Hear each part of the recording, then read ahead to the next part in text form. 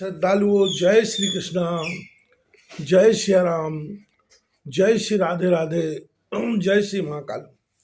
इस प्रवचन में आपको श्रवण कराएंगे पांडव सेना जब युद्ध के लिए विराटपुर से प्रस्थान कर गई, उसके पश्चात कौरवों को समाचार पता हुआ तो कौरव सेना भी युद्ध के लिए हस्तिनापुर से युद्ध के मैदान के लिए चल दी।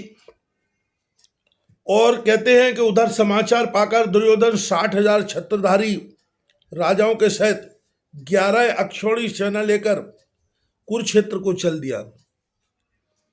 द्रोण, कर्ण, अश्वत्थामा, भूरिश्रवा, सोमदत्त, शल्य, शकुनी, बाहुली, गंगाधर आदि उद्भटों के बीच श्वेत वस्त्र और श्वेत केश वाले भीष्म श्वेत घोड़ों वाले रथ पर बैठे हुए अपूर्व शोभा को प्राप्त कर रहे थे।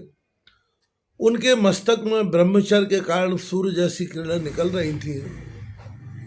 नीले रंग के 4 घोड़े जिसमें जुते हुए हैं, ऐसे नील वर्ण के रथ में बैठकर शस्त्रास्त्र से सुसज्जित 100 भाइयों के सहित दुर्योधन बीच में आ गया और उसने युद्ध के बाजे बजाने की आज्ञा दे दी।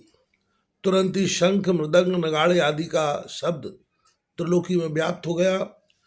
दुर्योधन की सेना ने कुरुक्षेत्र के पूर्व की ओर पड़ाव डाला और सभी सूर सामंत अपने अपने शिविर में विश्राम करके भोजन आदि करने लगे।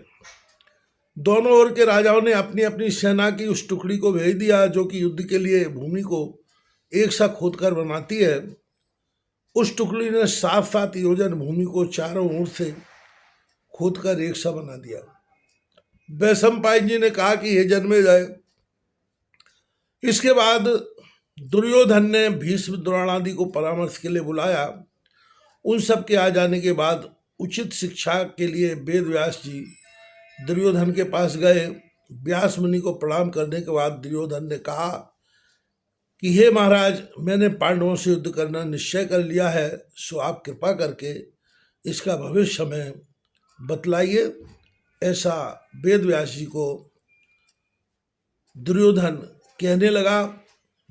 यद्यपि वेद व्यास जी को सभी प्रिय हैं, परंतु वेद व्यास जी चूंकि भगवान नारायण के अवतार हैं, इसलिए वह जो भी बात कहेंगे वह सत्य ही कहेंगे और धर्मयुक्त बात कहेंगे। वेद व्यास जी द्वारा ही सभी पुराणों की रचना की गई है। वेद व्यास जी द्वारा ही महाभारत की रचना की गई है और महाभारत के युद्ध के समय ही भगवान श्री कृष्ण द्वारा गीता का उपदेश